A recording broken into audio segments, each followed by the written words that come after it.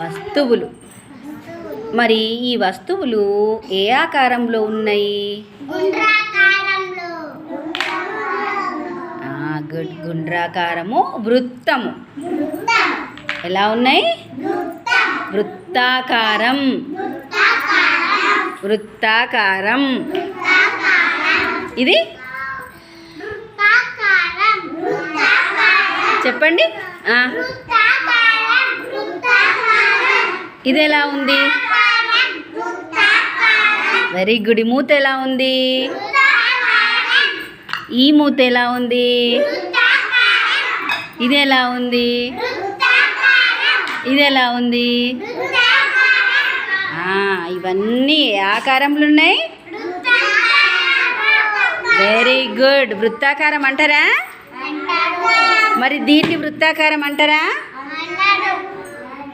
కదా. ఇది వేరే ఉంది, ఇది వేరే ఉంది. దీన్ని మాత్రమే వృత్తాకారము అంటారు, దీనిని వృత్తాకారం అనరు. అవునా?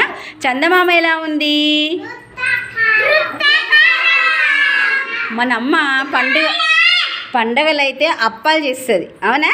ఆ అప్ప ఎలా ఉంటుంది? Very good. క్లాప్స్ కొట్టండి మరి.